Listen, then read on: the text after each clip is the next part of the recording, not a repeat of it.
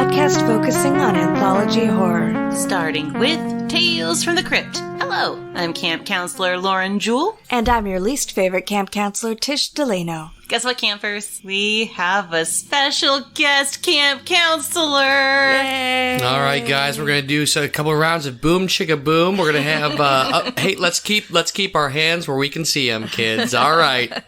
Side hug. We're gonna do a side hug. That's all right. Campers, say hello to Stevo Doccerson. Hello, nice to be here. The accommodations are very nice. My bunkmate is a corpse. Sounds about right. So, hi, Stevo. Hello. Hi. Thank you for making the drive over here to Camp Creep. Happy to do it. So, I know we very briefly talked about this, but you were telling me that you were not allowed to watch Tales from the Crypt as a child. No.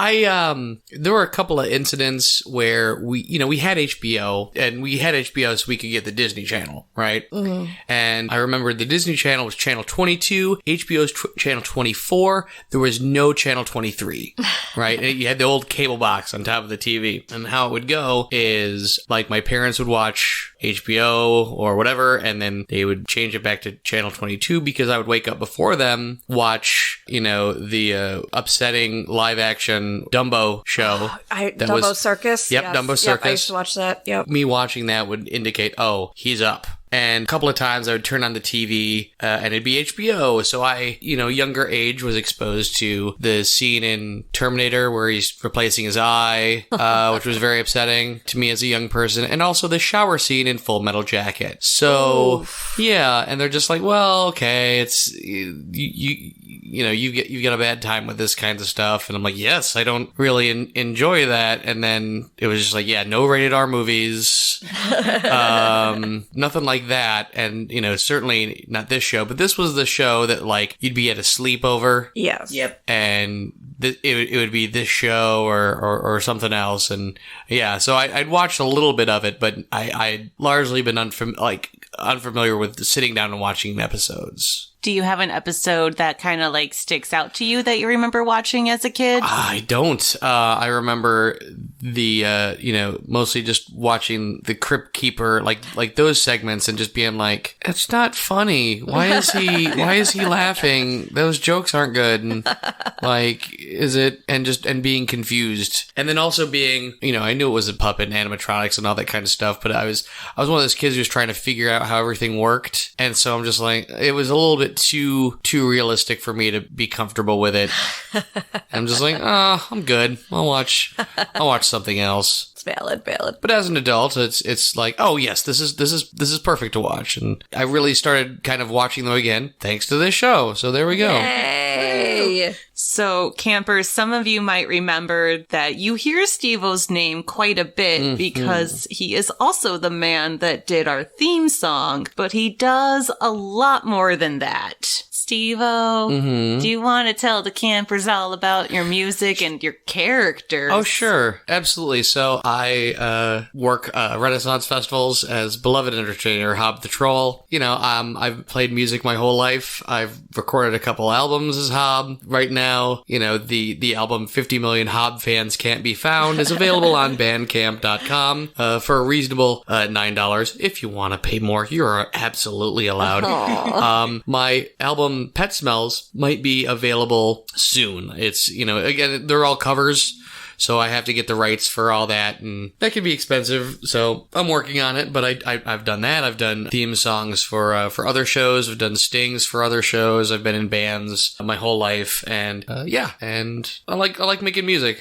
and anytime I get a chance to do, bleeps and boops, I'm all about it. Working with a pair of you to kind of get the theme together, that's a lot of fun. I do enjoy collaboration, to kind of peel back the curtain a little bit when we talk about, the different 80s movies, 80s horror stuff has a very particular sound, and it's a lot of synths. It's a lot, but you can do literally anything. And even back in the 80s, early 90s, familiar with a lot of industrial music, and just it's the same instruments, it's the same people doing the scores. So I dig on that, and yeah, so it's always just kind of fun to see what kind of sounds and moods you can create, and it was a lot of fun working with you two getting the theme together.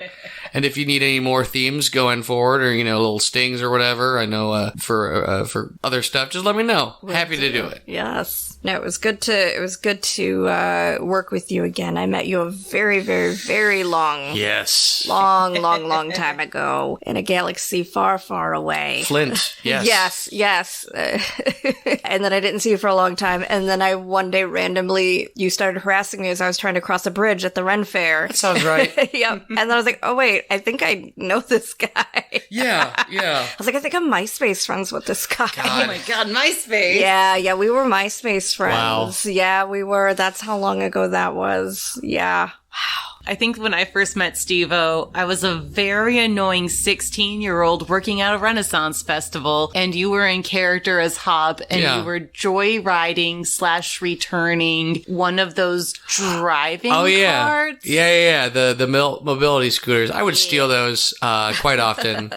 It's fine. Yeah. Everything's fine. All right, and for this week's bulletin board announcement, we just have a little heads up for campers watching along at home. There is a brief transphobic joke in the episode that I sure as hell am not going to bother acknowledging when we go through our little run-through of the episode, but it is there in case you are watching at home. Just like to give that little heads up. All right, are you ready to go creeping through the crypt? I'm ready. Are you ready? Here I go. All right. This is your creeperosity. This is from vocalzone.com. And since it kind of comes up in the episode, these are bands that have very ridiculous writers. More importantly, I'm just going to read this one. Yeah. So Van Halen has it in their writer, No Brown M&Ms, which sort of comes up in the episode. Yeah. But it's red M&Ms. Now, do you know why that is? Do you know why that's a joke and why that's a thing? No. What writers are, it's like, when a band is coming to town, here are all list of things of like, here's what the band would like, here's that. Now, and a lot of times people focus on the food backstage, but what is also on there is like, make sure we need about this many outlets, we need these kinds of microphones, this kind of lighting stuff. And the whole thing about it being the M&Ms, it's to make sure that people are paying attention. Mm-hmm. Yeah, it's like if you go backstage and it's there, it's like, well, they didn't read the writer, so now we have to go through and check everything. I mean, some people do legitimately just put it in there to be an asshole, but I like that plan. Right. It's a good plan. Who is it that demands white couches backstage? Was it like Mariah? It was like Mariah Carey, I think. That was like, or J-Lo. It had to be like white couches backstage, and there was all kinds of very diva-y things in the writer. See, and I've worked, not only have I, been in bands and stuff like that, and touring bands even, but I have also, worked for doing merch. Mm. So I'm also kind of the guy, like, getting that kind of stuff ready, or stuff with bands already, where I'm counting their t-shirts and doing all that kinds of stuff, and back of house stuff as well, just so it kind of became a thing so I could also enjoy the concerts. It's a great way, if you don't have a lot of money, to get in a concert for free, like, I'll sell your merch, or I'll, go to these record stores, put up your flyers, that kind of stuff. But like having white, I've been at the House of Blues in Orlando, and that's about the fanciest establishment where I'm like, well, this level of performer has played, and yeah, that, like, if it's gonna be a Mariah Carey situation, that's gonna be a stadium where they can rent that kind of thing. But yeah, when my band Manhole toured, I think our writer was just like, hey, just be nice. Like, be nice and have beer and 2 sugar-free Red Bull. That was it. I'm pretty easy. Wow. Very Midwest of you. Yeah. Wow. Ypsilanti, Right. Do you, like, nowadays as Hob, do you have any writers? Oh God, not really. It's just, well, like, just basic accommodation. I'm pretty low maintenance. Yeah. I have worked events for catering where, like, and by that I mean I've worked just to take food. I've it's just like, yeah, I'll take this steam tray of pulled pork. I've done that before. But then again, with Hob, it's, sometimes it's the last minute. Like, oh, we need an MC 20 minutes ago. What's Hob doing? Love it. Yeah. Nice. This is Season 2, Episode 8, For Crying Out Loud. And this is your synopsis. This episode of Tales from the Crypt is based off an shock and suspense stories comic number 15. Band manager Marty is such a great guy. He's raised $1 million for the Amazon. But when he goes to donate the money to a great cause, something awakens within Marty. Shenanigans ensue, and everybody gets what they deserve. All right. So we open once again on the Crypt Keeper playing dress up. Today he's a rock star. Do you think he just like what's the Crypt Keeper's wardrobe? Is it just off of like other bodies, do you think? Right. It's just he's taking it off of, yeah. He just pilfers different cemeteries in LA, like... But he's in the crypt, so does that mean he just bounces from crypt to crypt? Like he's on the other side of the wall and he can just open the casket? Or maybe he has people, you know. That's true. He does have groupies. I'd do it. I'd be a groupie. Well, in the episode he has groupies. They're rats. Right. Not roaches, sorry. Aww. And then we go into the episode. So this episode opens on the electric chair, which really takes me back to season 1, episode 1. We meet Marty Slash as he gleefully runs to jump into the chair. Love the look on the guards and the priest's face as they're watching this grown man strap himself into the electric chair with like the joy of a child going on like a roller coaster ride. Why?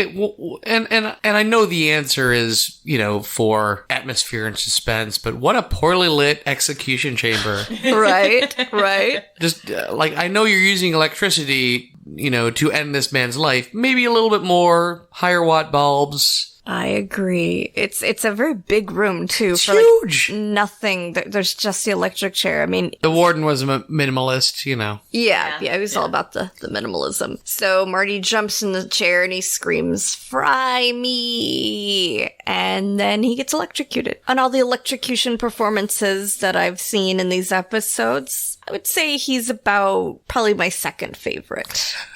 That's high word. Right? Yeah. Well, you know, I really went hard on the people in episode 1, so.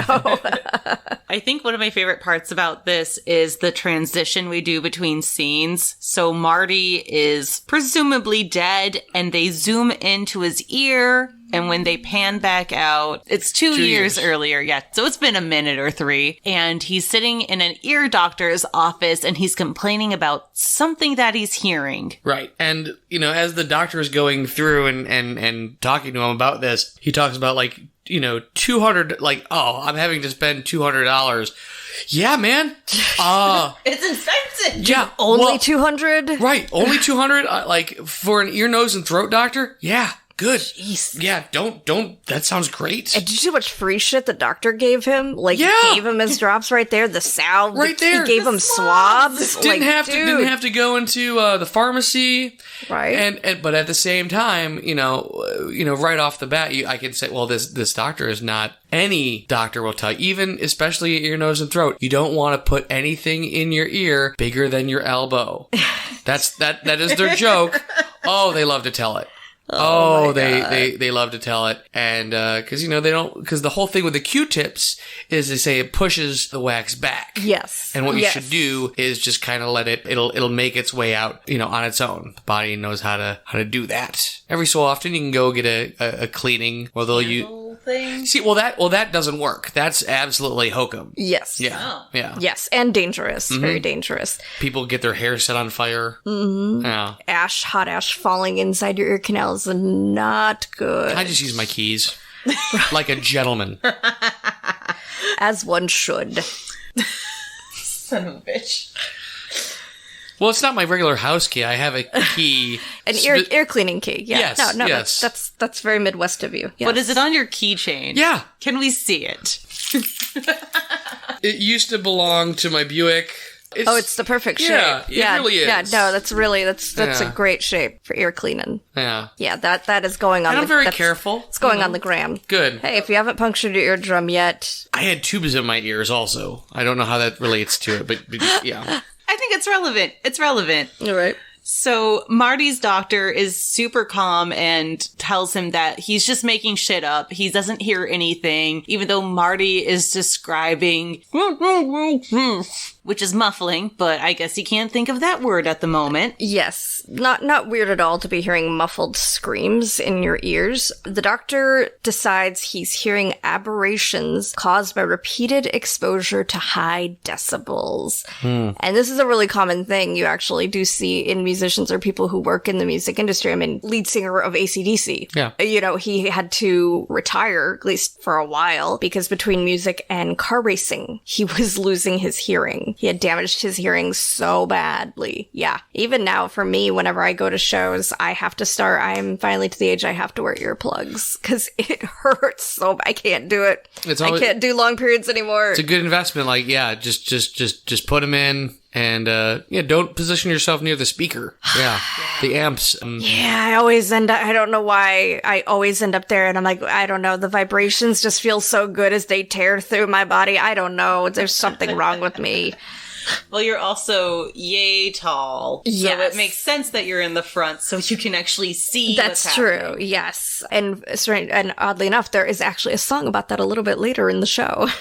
Yes. So the doctor says that the only way that will really protect his hearing is if he gets out of the music business. And Marty says something a little ominous. Is tonight soon enough, Doc? But he also gets, as we mentioned, eardrops and a salve that he's supposed to put on in his ears with the swabs.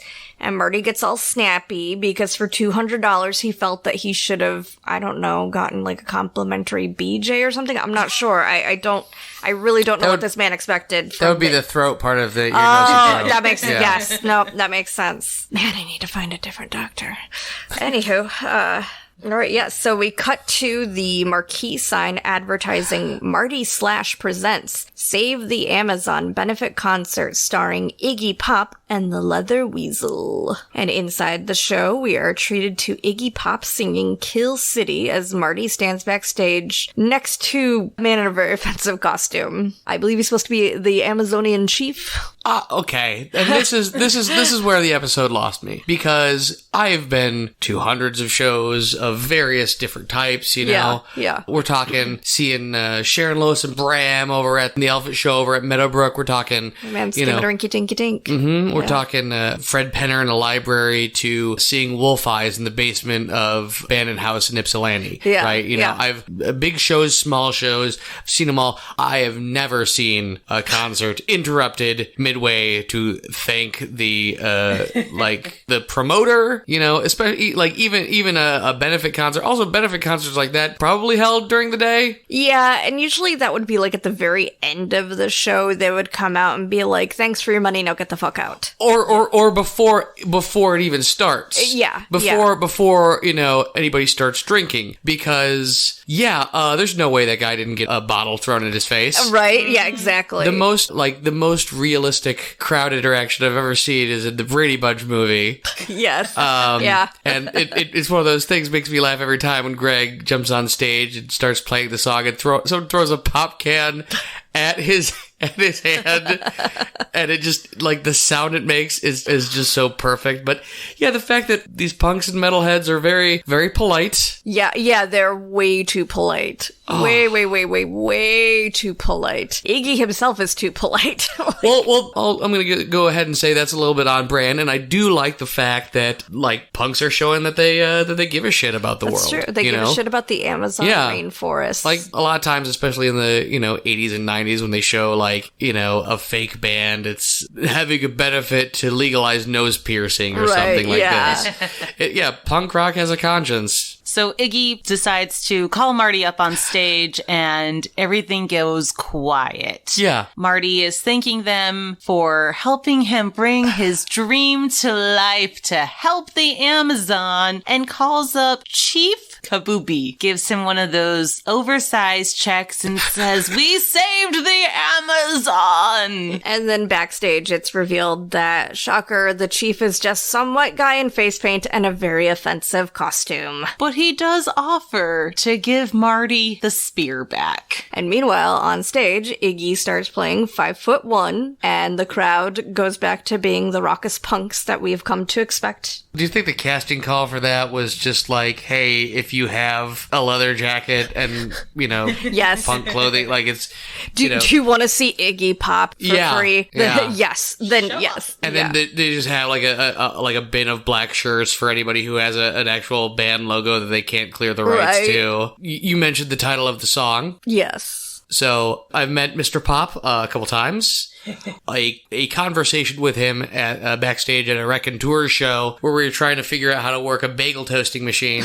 That was fun. And yeah, Iggy is that tall. Wow. Yeah. Aww. Yep. That's precious. Because you see him and you think he's taller. No, he's average height gentleman. Jack White, 6'5". Yeah, Jack. Yeah, big guy. So we're trying to figure out this bagel toasting machine. I have a shirt on that I had made, Sid Barrett on it, the original guy from Pink Floyd, and he says to me, "Oh, Sid, that's fucking great, dude." And he names somebody like, "Did so and so do that shirt?" I'm like, "No, I did it." And I'm starstruck, but I'm behaving myself. Yeah. And we just start talking about screen printing and stencils and the art scene in Detroit, and like, oh, this person, and here, so and so's here, and I'm introduced to Niagara, Detroit, and it's super cool. Oh, that's amazing. It's absolutely marvelous. And I introduced myself, and he says, "I'm Jim," and I said, "I can't. I can't."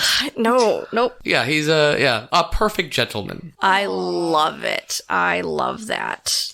He's definitely on my bucket list of people to meet someday. Back to the episode. Yes. Side quest. We love a good side quest here at Camp Creep. Marty goes into his office and announces out loud to no one, in particular, that the money is going to where it is needed most, the Marty/retirement fund. Then he opens his safe and strokes his money very lovingly. We've all done it. I definitely did that on Sunday after fair.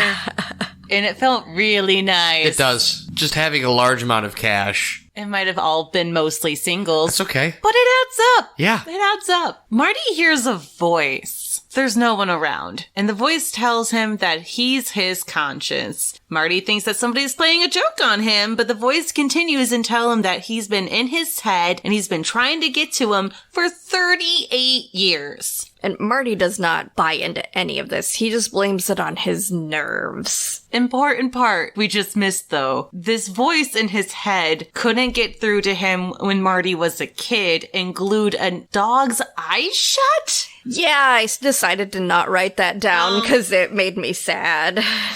I have tissues. I'm good. So he's a year younger than I am now. Good. Great. Successful club owner. I mean, corrupt as all hell, but oh boy. It was a different time. That it was. So his conscience then reminds him that it is a felony to steal that money intended for charity, and he reminds him of what will happen to him in prison. I friendlied up some of the language. Basically mentioned something about Marty being assaulted by the Aryan Nation weightlifting club. Oof. Yeah, does not sound pleasant. And also he points out that Marty's not smart enough to get away with this. So his conscience is smarter than he is. That sounds right. So then we're getting into what is the self, right? The ego. Right. The iceberg. Yeah. And we're 10 minutes into this, and boy, oh boy. Right. And we're already going down like a rabbit hole of like identity, self, existentialism, all of that. We're just going to go deep into it. So while Marty and the conscience are having an argument, Marty is complaining to himself. It's really hard to figure out, like, how do you legitimately argue with yourself? I argue with myself all the time. I think we all do. I hope we all do. Oh, yeah, I definitely, yes. Oh, thank God. Okay. I definitely. All right. So Marty complains that he's been dealing with this band and like this group for 12 years and about how they're always saying, oh, the groupies are too ugly. There's red M&Ms. Ah, those pesky writers. But meanwhile, outside, a police officer has arrived and is looking for Marty. That's the sound of the police. That's the sound of the beast. Ooh. Yeah.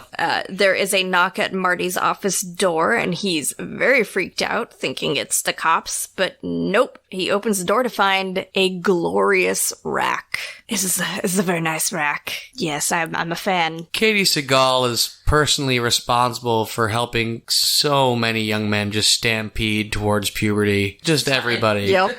Just, yeah. 10 out of 10 agree. God, I can't wait till we get to Who's That Ghoul. Right. So Marty says, oh, if you're looking for the band, they're not here. And she says, no, I'm looking for the man who saved the Amazon. And you gotta note that she looks like a punk rock Elvira. This is fine. Yeah, the black leather bustier, Jesus. Marty says probably one of my favorite lines in the episode. I wasn't expecting them to send me one of their women.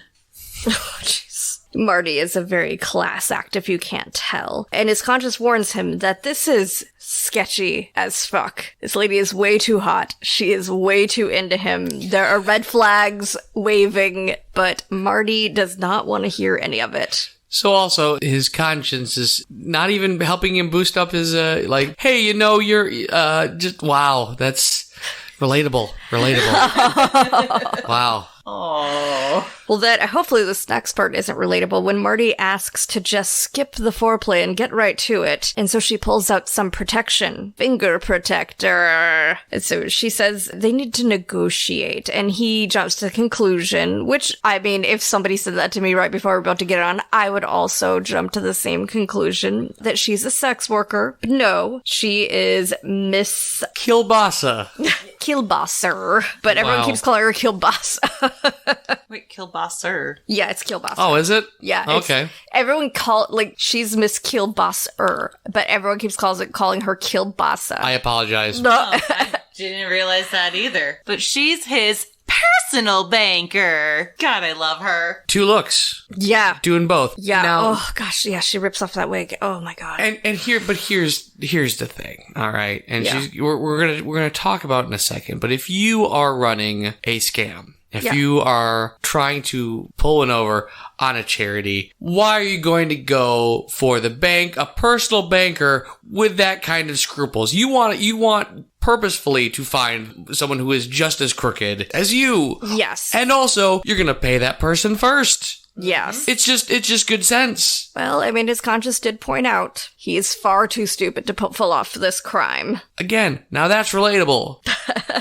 So she says that he never noticed her, but she noticed him and that he withdrew all of the money from the Save the Amazon money today in cash. So I've never worked at a bank, but I have been to a bank, and it's my understanding that if you try to close your account or withdraw that much fucking money, you have to make an appointment and sit down with somebody and be like, why? Yeah, $1 million in cash? Yeah. It's odd. It's just such an even number.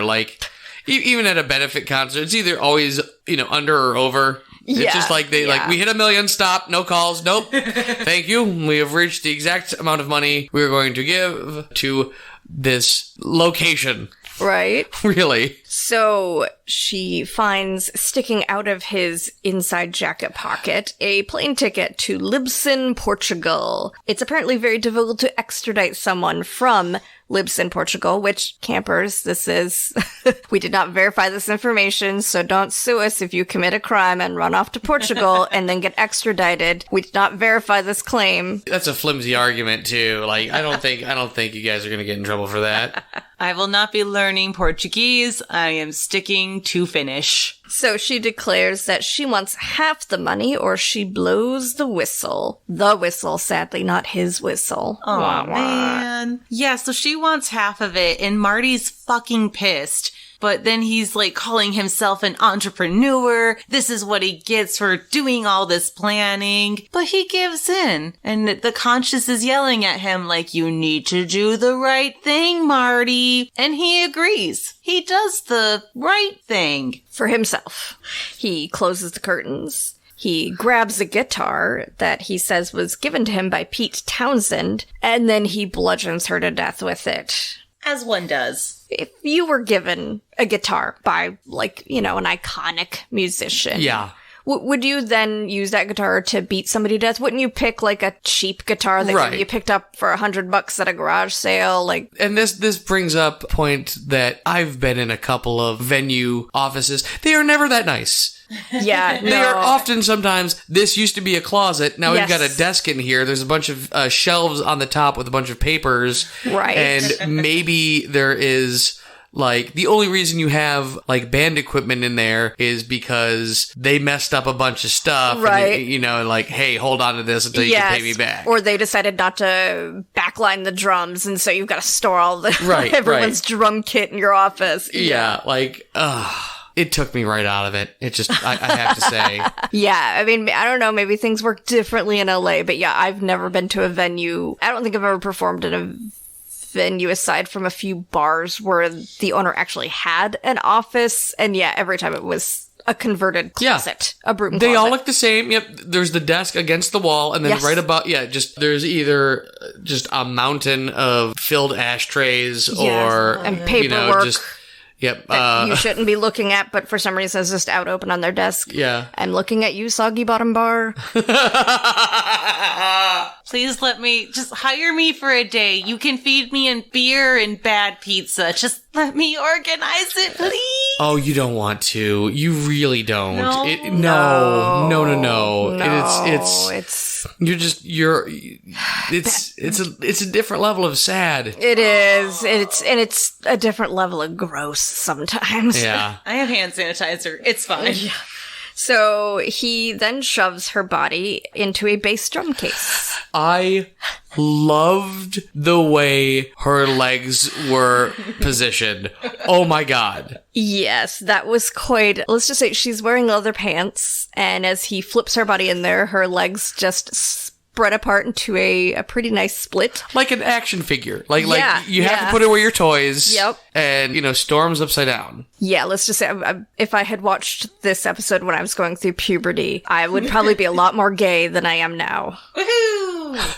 Marty's conscience once again is trying to convince him to make the right choice. And then the cop and the roadie show up at the door, hearing Marty yell and scream. And when they kick the door open, it sounded so bad that they thought they were killing somebody in there. But Marty starts singing poorly. Yeah, just jamming out in his office. Why? They show later that, like, the back office is like movie theater, right? There's like where the projection booth is. Yes. So if the band is playing, he heard them knock. Yeah. He heard them, they heard something from outside. I'm thinking that he's actually done more for his hearing if he has this office, which is clearly soundproof. Mm-hmm. Right. He's doing a lot more for his ears than Doctor is giving him credit for. Right. So the cop claims that 30 neighbors have called to make noise complaints. And this is just a part where I call shenanigans. Yeah. These people live next to a music venue. He clearly only books rock acts. He's not booking Yanni every weekend. Yeah. What? Yeah. That'd be like the people that live next to Pine Knob. That's right, Pine Knob. Yes, Yep. It will always be Pine Knob. Yes. Screw you, DTE. Anyways, it'd be like those people complaining every time there's a Metallica concert there or something. Like, I don't understand. Like, I'm like, is Iggy just that much louder? I'm like, Well, yeah. I mean, I granted, yes, punks are probably much louder, but still, like, this is a rock venue. I was like, I don't buy that suddenly the music is suddenly too loud, and he's been doing this for years. But you've also got to, you take in the fact that they have some of Donny Osmond's equipment there. So Donny Osmond is playing That's true. this venue. So we've all been at places like that. And his conscience almost makes him slip. Well, he did slip, though, because he says, I killed my banker, but he tries to cover up by saying, I killed my hearing! They don't sound alike. No, but he has the sound guy lower the volume and then says, thanks to these loud shows, I now have to wear earplugs because I'm losing my hearing. Oh, woe is me. His conscience pulls a fast one and forces him to throw his earplugs at the cop as he's walking away. And that's when the cop notices that Donny Osmond's drum case is there, and the roadie dude's like, Oh, he hasn't been here in like 2 months. And Marty's like, oh, yeah, we better get rid of that just right now. Get rid of it. Doesn't have to be here. Goodbye. I really liked that the sound guy was... See, that brought me back in, like, with the exception of the soundboard just having one control for sound that's going to take care of that the sound guy is just the most disinterested in the show. Like, it's just like, huh? Yeah. But yeah, that he could even hear, like a phone is ringing and it's right there, just, right. Yeah. The music is so loud that 30 neighbors have called the cops, but the sound guy can hear a phone call. Like, okay, sure thing. Spud, Yeah. yes, Spud the sound man. Thankfully, the cop is a Donny Osmond fan, and so he leaves. And Marty's conscience screams in retaliation. So the conscience and Marty are once again having an argument, and Marty loses it and starts screaming again. Marty grabs the solution and the swabs, and he starts like pouring it into his ear, trying to get the sound to go away. And his conscience says, "It's 80% alcohol. Let's party!" Yes. And then he squeezes a bunch of the salve, which looks gross. It's like almost black, onto the swabs, and he drives them deep into his ear. And it gets to the point where Marty almost jams a pencil into his ear, and I am so glad he did not, because that grosses me out. He stops, though, because he realizes he has a plane to catch. Yeah, and if he can stop fucking around with the noise in his head, maybe he can pump himself up enough to leave the office, go downstairs, and into the fanciest getaway vehicle there is. Right? A fucking limo! Yeah! If you're leaving the country, why are you spending money out the door? I had that note written as well. Right? Like, is it to indicate to the audience, like, oh, he's, big deal, all that stuff. He's not gonna just, like, take his beater, Geo over to the airport, drop it off. Also, if this is LA and he's going to Portugal, he's gonna have to have it, like, that's not a one-stop flight. No. You're gonna have to have a transfer over in New York, and if he's leaving, like, that night, the red eye for that, like, you get a good night's sleep, especially if you're running for the law. He didn't think this out. No, of course not. I think he should have dealt with everything that night, just rolled with it, enjoyed his last night with everybody, and then done the red eye thing after the show at like 7 o'clock in the morning, and then left, been like, I'm on my way to the bank, goodbye. Or raise, $110,000 for the Amazon, and then, pay a money launderer to transfer that, because you're gonna have to declare that in customs. I don't care where you're going. Exactly. So many flaws in this plan, which is a good thing that his conscience does not make it easy for him to escape. As he walks through the crowd, people are staring. Now, granted, his face is red, he's all sweaty, he looks tense, but he starts to believe that they can hear his conscience screaming at him. See her face? She heard me, Marty. She definitely heard me. Attention shoppers, we have a murderer in urinal 3. That was my favorite one. Also, the cleanest restroom in any punk venue ever. Okay. Why is the mirror not covered in stickers? Right? Listen. Thank you, Machine Shop. I've never been in the men's room, but at my favorite local punk bar that is no longer Love You Kelly's Bar, Hamtramck. But I will tell you, even the ladies' room looked a hell of a lot grosser than that restroom. This place is too clean. I don't trust it. No. I mean, granted, Donny Osmond did perform there 2 months ago. So Marty declares that no one will hear his screaming conscience over the loud music. So his conscience just starts screaming louder. And Marty retaliates by having the sound guy turn the music back up all the way. The crowd loves that. Oh, yeah. They're so happy. Oh, of course. Full of joy. And the cop was just about to leave. Ugh. And poor timing. He slams the door shut, that son of a bitch, and goes back into the venue. The level of acting he did only with his skull. Yes. That's a lost art. Why don't, there aren't actors who are brave enough to just will their skull out of their heads for a performance. It's truly magical. Yeah, because you can't hear really anything that Marty is saying, but his conscience continues to scream. So he jumps up on stage with Iggy so that he can start bashing his head onto a speaker. That I have seen. Oh. Yeah, well. That's impressive. But, okay, so I don't know how speakers work, at least ones of that size. When he was doing it, it looked like it was soft, like made of cloth. You're going to have a metal screen on that. Oof. Yeah. So he's bashing his head, and every time he bashes, and and the music dips just a little bit, you can hear his conscience scream, "Confess!" And the cops come up to the soundboard, and they take control, because of course the cops know how to work a soundboard. Why not? That's, and they cut the sound just as Marty's head goes through the speaker, and his conscience screams, and it reverberates throughout the entire venue. "I killed my banker!" They heard me that time, Marty. They know you did it. The crowd is quiet. Punk show I'm going at. If somebody said, "I killed my banker," thunderous applause. Yes. Yep. Thunderous applause. Just like, yeah. And then they, start screaming about, murdering capitalist pigs. Yeah. I mean, come on. Yeah. Like, pretty standard. The fact that you only sent one cop. Well, it was a noise complaint originally. Even still. And, like, the sound guy, Mr. Slash seems to hire, nobody but those with a lot higher moral conscience than himself. Boy, oh boy. So Marty starts with confessions about how he killed his banker and goes into detail about how he smashed her in the head with his guitar and, tries to give the money back to the crowd. And they're cheering because they still don't quite get it. But the conscience is super proud of him for confessing and then says, "Oh, but what's that in your ear?" Ugh.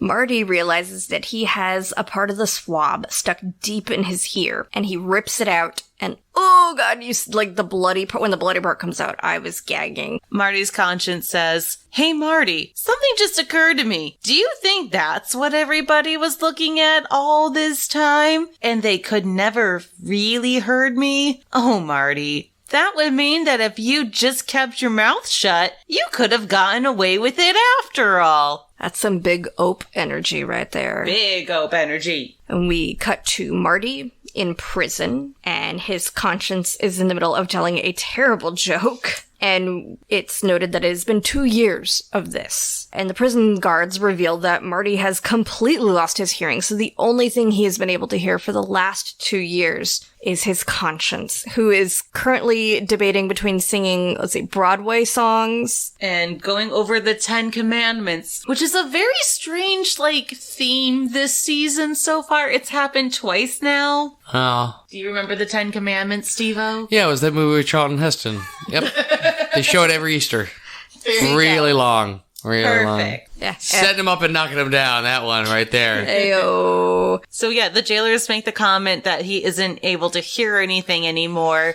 But then Marty notices, oh, the jailers are here. That means it's time to die! Boy, he is psyched. And then we go back to the crypt, and the crypt keeper smashes his guitar like a real rock star. Yeah, I've always wanted to do that, but that's a lot of money to be smashing. I guess if I got a guitar for free and it wasn't worth anything, maybe then I would smash it for funsies, but... It's satisfying to say that you did it, but at the same time, you're just yeah, there are better things to do.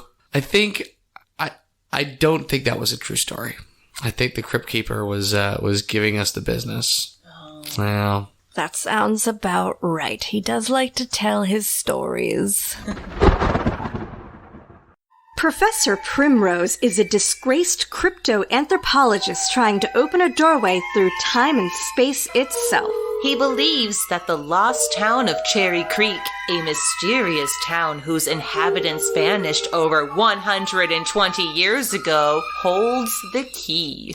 Is he a genius on the verge of a breakthrough, or a madman that needs to be stopped from disturbing the dead? That's for you to decide. So assemble your team and let Panic Peculiar Experience take you on an immersive story adventure you'll never forget.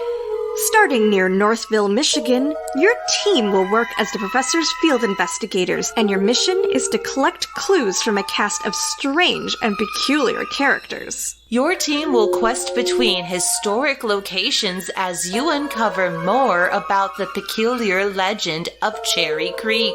Part storytelling, part interactive theater. Panic Peculiar Experience isn't quite like any other show out there. Spots are limited, so choose your team and get your tickets today. For more information or to purchase your tickets, visit panichaunt.com. And remember, campers, try not to panic!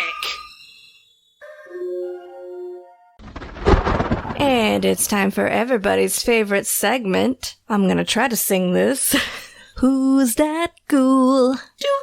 Thanks. My apologies for sounding a little under the weather today, campers. Camp Counselor Tish here is suffering through a migraine, and also weather change is causing all kinds of wonderful issues. But I'm here for you, campers. I wouldn't miss out on this experience for anything. So, our first ghoul is writer-director Jeffrey Price. This is his only directing credit.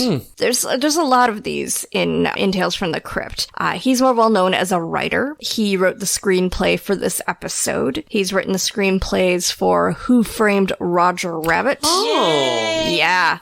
Doc Hollywood, Wild Wild West, with Will Smith, and yeah. I liked that movie, goddammit. Yeah. Well, we all make mistakes. The Jim Carrey live action How the Grinch Stole Christmas, and Shrek the Third. I really like his credits. Right, he's got some interesting credits. And then this is a pretty iconic cast list here. Yeah. So we've got Marty Slash, who is played by Lee Arenberg. He started his acting career in '87 and had roles in films such as Brain Dead, RoboCop 3, Car 54, Where Are You?, Waterworld, Pirates of the Caribbean, Curse of the Black Pearl, and Dead Man's Chest. But I personally immediately recognized him as Dr. Moyer from an episode of Scrubs because he has this epic meltdown because they try to use his CT machine to do a CAT scan without his permission. And he has this temper tantrum where he's just jumping up and down, screaming, "My machines, my machines, my machines." It's incredibly iconic. Also, I recognized him as Grumpy from Once Upon a Time, one of the Seven Dwarfs. I think I saw that one. We had our in-laws visiting, and that was one of their favorite shows, and it was just kind of on, and I'm just like, I'd never seen that show, yeah. And that was a trip. But yeah, I'm like, oh, it's that, yeah, I recognized him from Pirates of the Caribbean. He was the guy along with the guy with the wooden eye. And then we have Miss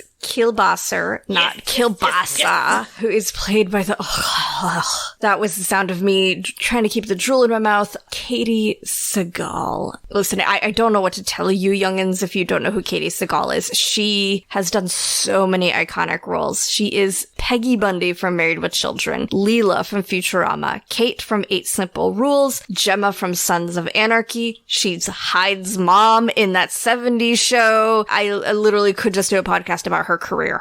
Like, literally. I will help you with this podcast because she is amazing.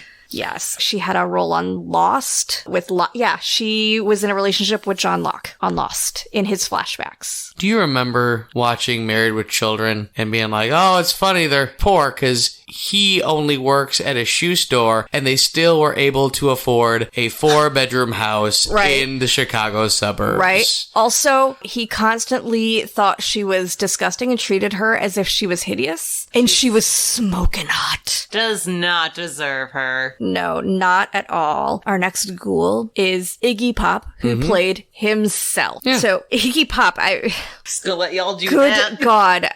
Talk about iconic. So I'm gonna cover Iggy Pop's acting career. Iggy Pop is well known for being in John Waters' Crybaby as Belvedere Ricketts. He is Ratface and Tank Girl. He's in The Adventures of Pete and Pete as James Mecklenburg. For those of you older millennials, you may remember that show. And he was also the voice of the caterpillar in Once Upon a Time in Wonderland, which was one of the Once Upon a Time spinoffs. That's right, that show had spinoffs. I didn't watch past the first season, but Stevo here is going to talk a little bit about his iconic career as the godfather of punk. That's a word that he has a complicated relationship with. You know, people started throwing that word around as like a derogatory term to kind of describe this music. It's rock music, but they used it to describe it as just like dirty and smelly, and he doesn't really associate it with that. Like the Stooges were a rock band. They were, it's raw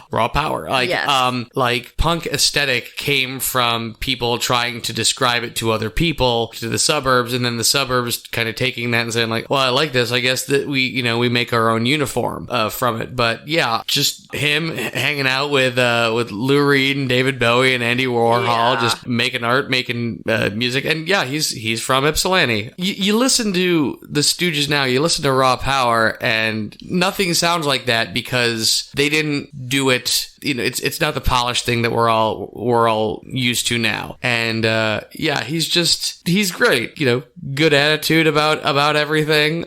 Likes to be, from what I've gathered, is he only does things like people ask him to do. You don't really see him going out for like he was on a couple episodes of Deep Space Nine. It's not like there was a casting call and they're like, is that Iggy Pop? You know, but a lot of the whole punk thing came from like, do you spit on the audience? Do you like you smeared peanut butter? And he's just like, when you're performing, stuff happens and you have to be there in the moment. You have to be present in the moment. You have to be like, it's part of the performance. Yeah. My first real introduction to him was the Trainspotting soundtrack, right? You know, Lust for Life used in the trailer. And then you got a little bit of The Passenger played on X from time to time, and Wild One and other stuff. But yeah, nice guy too. Right.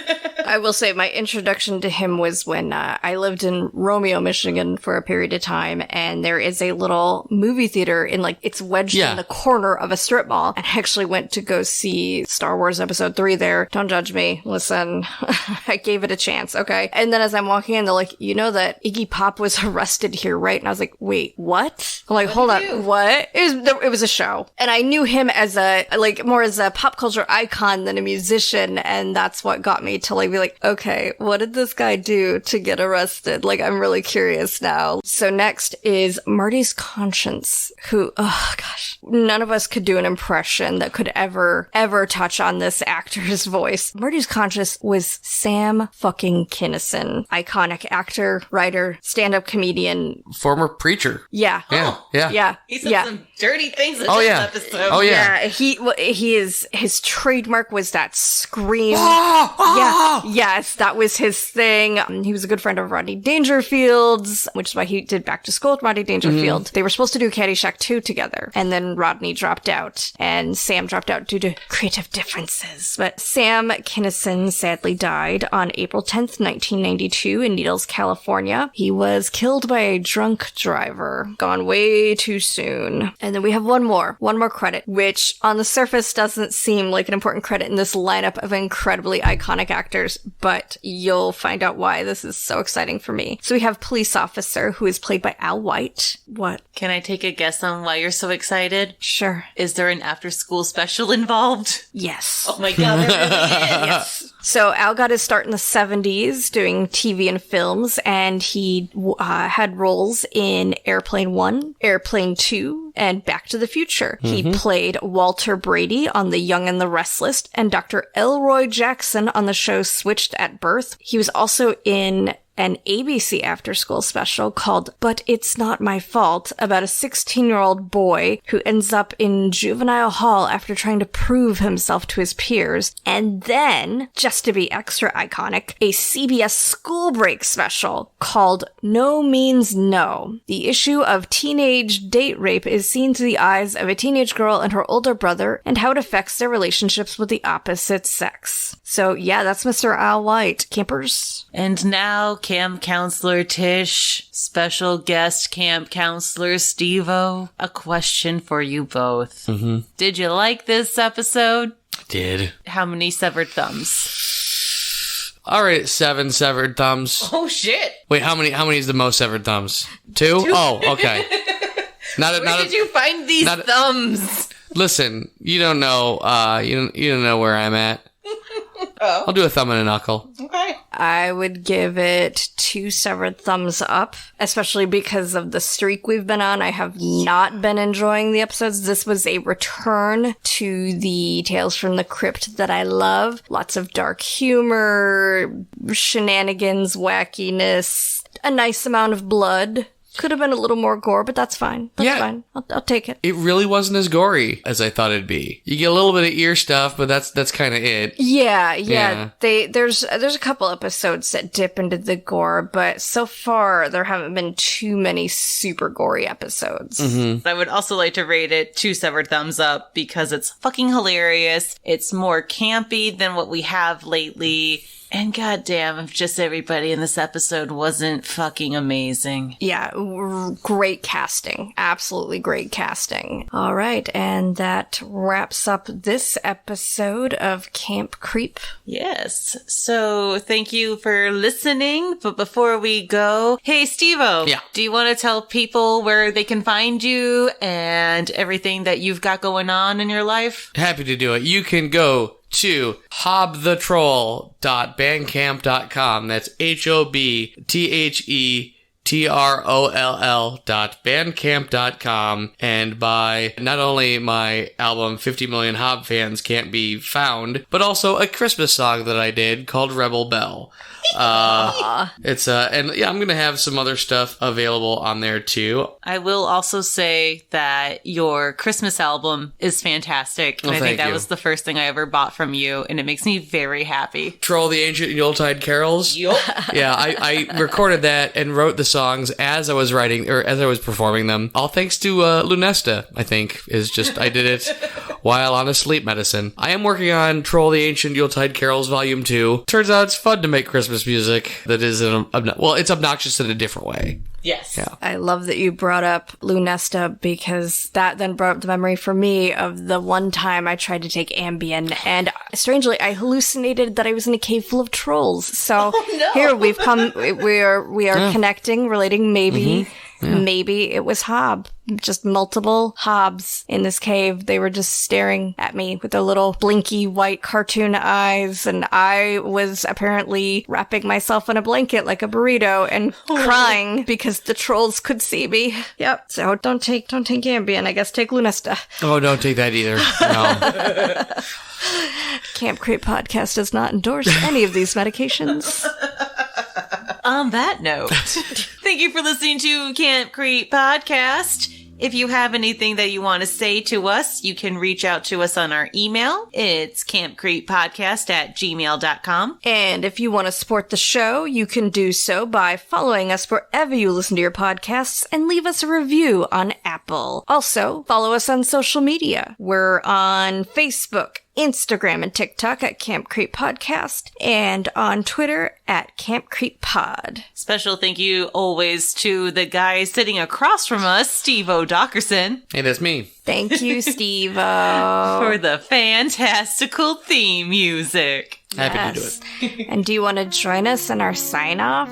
Yes. Yay! All right. As always, campers, creep it real.